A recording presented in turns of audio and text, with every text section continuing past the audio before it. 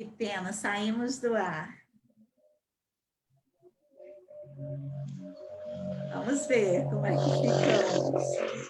É a sua internet ou é a minha? Eu acho que deve ter sido a minha, mas eu não percebi nada aqui diferente. Tá. Gente, acho que saímos do ar, estamos numa outra tentativa aqui de continuar. Hoje, então, a Ludmara Zimmermann, nesse 13º dia da Quaresma Detox, a SESI como cuidado de si, exercícios e experimentações para manutenção da fertilidade anímica. Hoje, a Ludmara Zimmermann, nossa nutricionista, vai falar sobre as 8 fomes. Conta para nós, então, Lud, o que é isso das 8 fomes? Claro, então, para contar sobre essas 8 fomes, eu convidei vocês na última live, né, que eu estive aqui, de vocês trazerem uvas passas, 3 uvas passas, que aí na prática eu consigo ir contando melhor, vocês conseguem perceber melhor, trazer para a prática essa coisa das 8, 9 fomes, tá? Então, vamos começar? Olha só, eu tô com Vamos lá. aqui, eu tô com eu tô com algumas uvas passas aqui na mão, e aí eu vou separar uma uva passa, tá? E eu vou ter esse primeiro contato com ela, que é o tato, né? Então, quando eu falo 8, 9 fomes, existe essa 9ª fome, que seria essa fome das mãos, a fome do tato, que hoje em dia a gente não mais estimula essa fome porque a gente usa talheres, né, na maioria das refeições, né, para comer os alimentos. Mas o tato é uma potência de fome e de satisfação corporal, né? Então, a gente tem o tato, e agora a gente pode usar a fome da visão, que é olhar para essa uva passa como se fosse assim, a primeira vez que vocês olham para ela, sabe? Observem a textura, as entranhas, né? Os vales que elas têm, a rugosidade, em alguns pontos os brilhos, né? E aí, nesse momento eu posso perguntar assim para minha sabedoria, para aquela sabedoria que a gente tratou na semana passada, Nina, a gente pode se perguntar o seguinte: usando essa fome do tato, mais essa fome da visão, essa uva passa me desperta alguma coisa, alguma fome, né? Então, assim, de 1 a 10, qual é o tanto que isso aqui, que esses 2 contatos até agora me despertam, né, em relação a essa uva passa? Dá vontade de comê-la ou não, né? E aí a gente tem a fome do ouvido, que a gente pode fazer o seguinte: trazer essa uva passa para próximo do ouvido e ver se ela tem algum som quando a gente aperta, porque ela tem uma maciez, né? Então a gente pode perceber isso. Algumas fomes são estimuladas pelo ouvido, né? As pessoas que às vezes que comem carne, que gostam daquele barulhinho da carne grelhando, aquele tsh, ou fritura, isso tudo estimula um Entendi. apetite, né? Bom, e aí a gente tem a fome do nariz, que é essa fome estimulada pelo olfato. Então a gente pode sentir o cheiro dessa uva passa. E De às todas, vezes ela é a mais evidente, não é? é a mais Na evidente. maioria dos alimentos, assim, o cheirinho da coisa, principalmente se é É, almoço, é. jantar, né? E, Nina, tem uma coisa curiosa nessa fome, porque 50% da nossa fome, da nossa vontade de comer algo, está associada ao olfato. A gente associa o gosto no paladar, que as papilas gustativas sentem, mais o cheiro, mais o olfato. Então, 50% de cada coisa dá essa sensação de 100%. E aí você pode lembrar que quando a gente está gripada, que não sente o cheiro das coisas, como que tudo fica sem gosto, né? É verdade, Né? é verdade. É. E aí, sentindo esse cheiro, a gente pode se perguntar de novo: essa uva passa está estimulando a minha fome, meu apetite? Como é que eu estou em relação a ela agora, né? E aí, finalmente, a gente pode colocar essa uva passa na boca, tá? E aí, eu não vou colocar para poder falar. E aí a gente tá. E aí a gente pode dançar com essa uva passa dentro da boca, realmente antes de mastigar, sentindo todo esse sabor, essa doçura que ela desperta, né? Essa fome da boca é uma fome que a gente menos usa e ela é a mais poderosa, porque é realmente o momento onde a gente tem a oportunidade de sentir o sabor, né?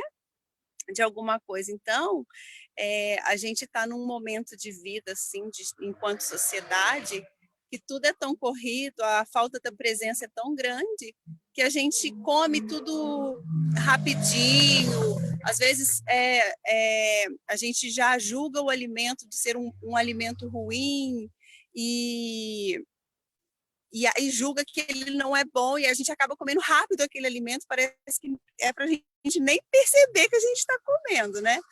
E sendo que se a gente se demorar, a gente realmente aproveitar essa fome da boca, o nosso poder de estar saciado por aquele alimento que a gente gosta tanto fica aumentado, tá?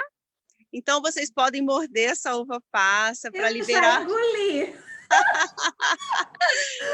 Foi automático. Para poder liberar mais ainda, né, o gosto. E aí, nesse momento, Nina, você pode se perguntar: eu quero colocar mais uma uva passa na boca, sabe? Para realmente sentir mais desse saborzinho, dessa doçura, né? Eu vou ser bem sincera então, com você. Com essa sua técnica de eu comer esse ovinho pela manhã, eu não tenho fome nenhuma, até depois, na hora do almoço. Agora, por exemplo, eu olhei a uva, eu cheirei, eu coloquei ela na mão, mas de fato eu não tinha a menor vontade de comê-la, mas eu estou no exercício. Foi obediente aqui aos meus comandos, né, Nina? E aí, depois dessa fome da boca, a gente reencontra, então, uma fome do estômago, né? Que é aquela fome verdadeira. A gente pode buscar esse pensamento, esse raciocínio dessa uva passa chegando no estômago e perceber quais são essas sensações que isso provoca em mim, né? Essa fome do estômago é o que a gente chama de fome física, né? Então, é realmente o estômago roncando, o estômago pedindo comida, o estômago dizendo: olha, estou vazio, já estou produzindo ácidos, já estou pronto para receber esse alimento, né? Então, vamos ver. Depois do estômago... A primeira fome foi a do tato. Isso. Depois da visão. Isso. Na sequência, depois da visão, a gente colocou no ouvido, não foi? Foi. Depois a gente colocou na boca. Foi isso? Foi no olfato. Sentiu o cheiro, isso mesmo. É. Aí depois na boca. E agora a gente está chegando na fome física, na fome do estômago, é isso? Do estômago, a fome do estômago, né? E aí, depois dessa fome do estômago, a gente tem a fome celular, né? E essa fome celular, eu acho que eu falei um pouquinho dela na semana passada, porque aquela fome é quando a gente entende realmente o que o meu corpo está precisando, sabe, Nina? Então, assim, vamos supor uma mulher, já que a gente está aqui na Quaresma, a gente tem um público especialmente maravilhoso feminino, não é? Praticamente só mulheres. E aí, vamos supor que essa mulher está num período menstrual. Essa mulher está tendo uma perda sanguínea, mensal, forte, importante. E aí ela não está conseguindo atingir na alimentação tudo que ela precisa em relação a ferro, né? Para substituir principalmente esse ferro que ela está perdendo durante esse período. E eu vejo muitas mulheres, isso até aconteceu comigo, depois que eu fiquei muito tempo vegetariana, no período menstrual, aquela vontade assim de comer carne, sabe? E aí aquela vontade de comer carne, eu falei assim, gente, eu vou obedecer essa fome celular que eu tô sentindo, eu vou comer carne. E aí eu me senti tão bem, fisiologicamente falando, psicologicamente e emocionalmente nem tanto.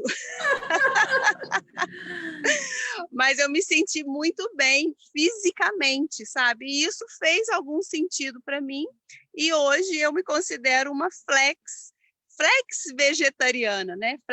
Flexitariana, que a gente designa, que são as pessoas que ficam, na maior parte do tempo, vegetarianas, mas em momentos específicos, quando percebe essa fome celular ou esse desejo de comer carne, não se privam, né?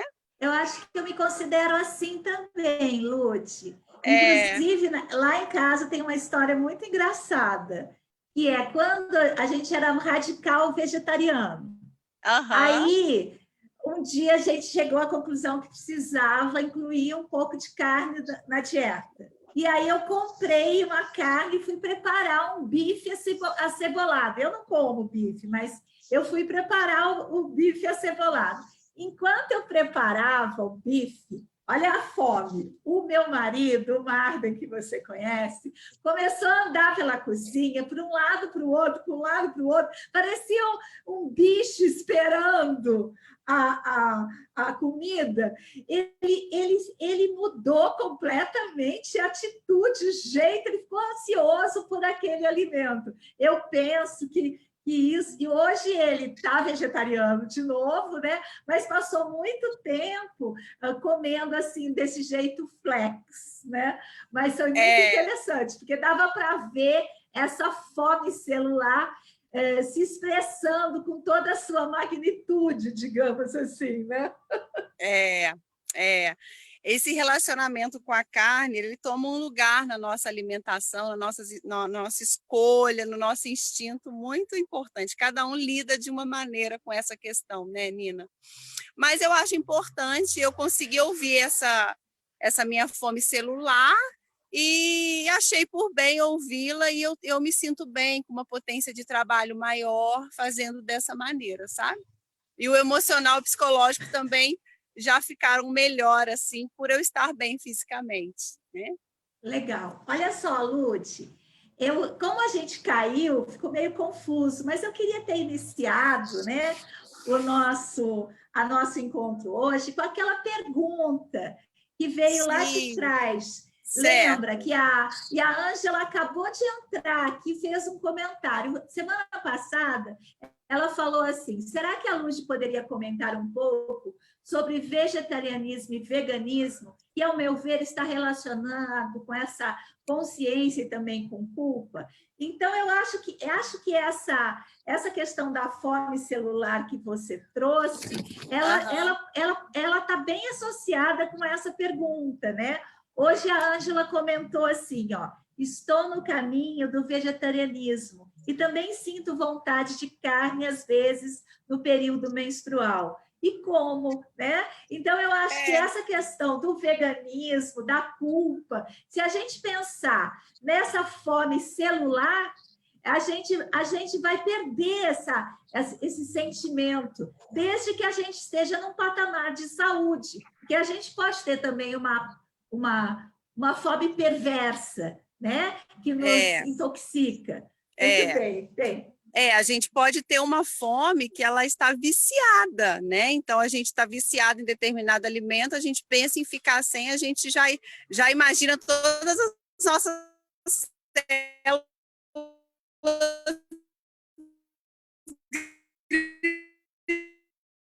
Para mim, a Ludmara travou, não sei para vocês. Então, por exemplo, todo o processo de autocuidado.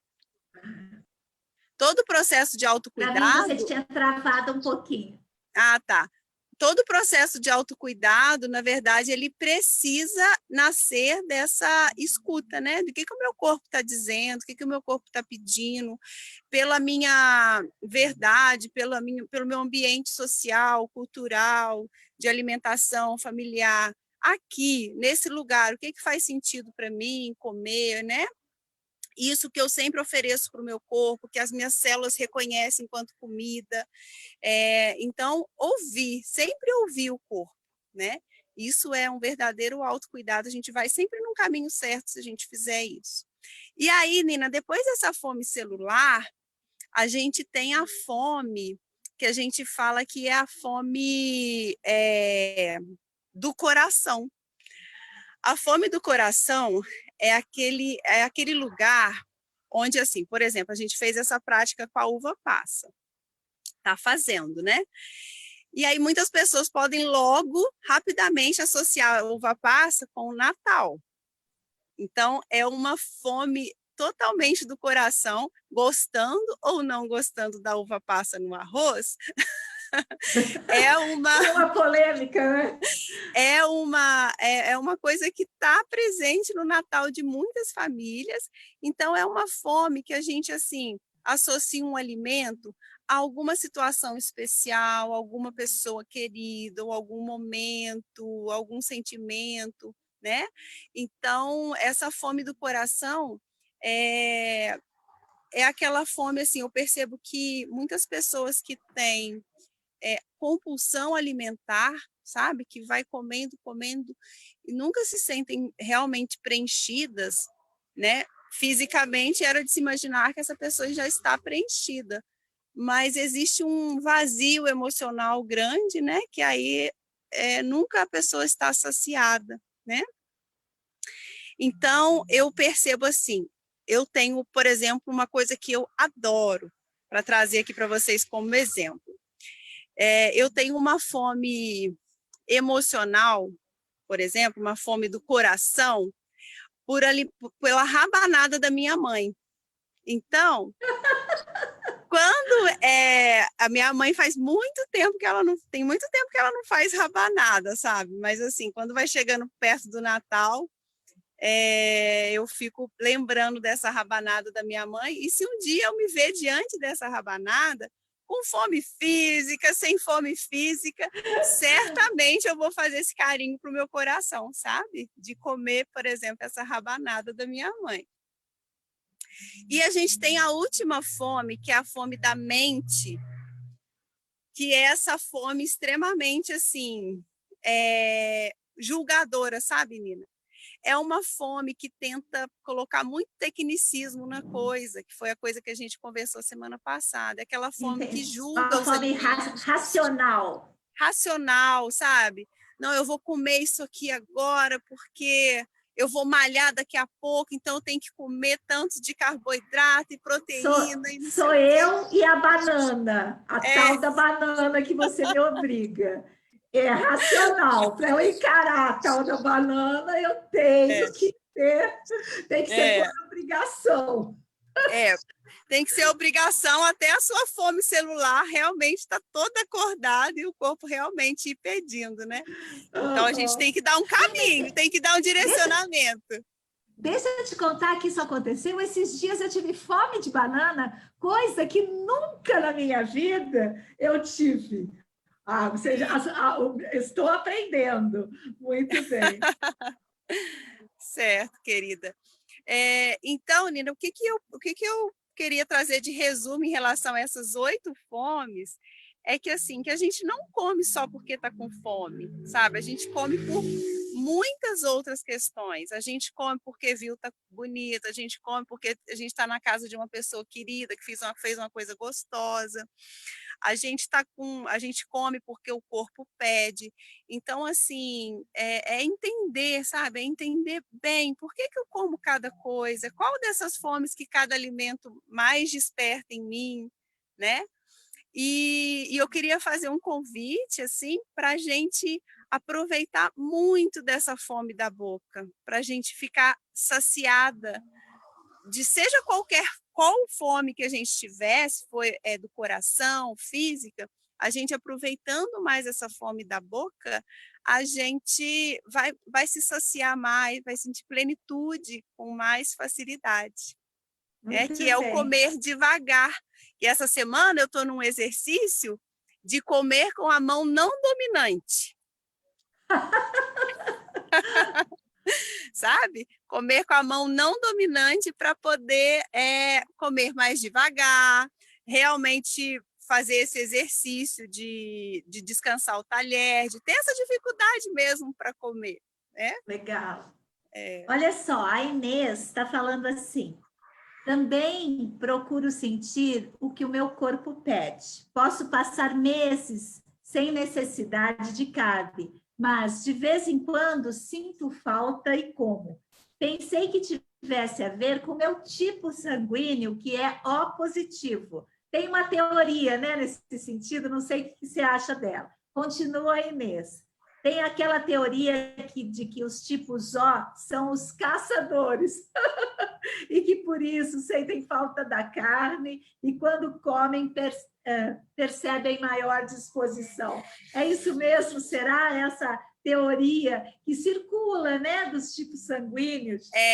Essa dieta do tipo sanguíneo, ela não tem embasamento científico. Isso não significa que um dia ela não vai ser comprovada cientificamente. Eu acho que, na verdade, ninguém quis estudar ainda, porque se estudar vai encontrar... Espera aí que meu telefone tocou.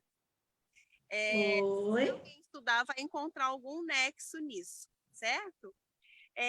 O sangue tipo O, pela prática clínica aí que eu tenho de 15 anos, Nina, é um sangue que gosta da carne, sente falta da carne, sente mais disposição realmente, sabe? Quando come a carne. É o que ela falou, é um sangue caçador na ancestralidade, né? Então tem essa necessidade, se sente bem comendo carne. Isso não tem fundamento científico, mas na prática ela tem fundamento, sim. Muito bem. Querida, estamos chegando no finalzinho do nosso encontro. Eu vou recapitular... Não estou te escutando, Nina. Não sei, então, por quê? Porque eu estou falando. Não escuta? Não estou te escutando. Eu acho que você mexeu no seu volume. Ah, tá. É porque eu recusei uma ligação, deve ser alguma coisa parecida com isso. Isso. Tá. Agora voltei? Baixinho, mas está dando para te escutar. Estou fazendo uma leitura labial aqui. Então tá, vou fazer a recapitulação. Aumenta seu volume, tá bem? Vou fazer a recapitulação das fomes. A fome do tato, da visão, da audição, do olfato, do paladar, do estômago, do coração e da mente. A celular é a do estômago ou é uma outra? Você escuta? Não escuta? Muito bem. O meu volume está no último e não sei o que houve aqui. Então, tá bom. Olha só. Então, encerra. Vamos encerrando. Depois a gente volta. Pode encerrar, Lud? Pode. Então, tá bom, gente. Hoje foi confuso a questão tecnológica, mas acho que deu para a gente entender a questão das fomes. Então, um beijo grande para vocês e eu volto amanhã para o 14º dia da nossa quaresma detox.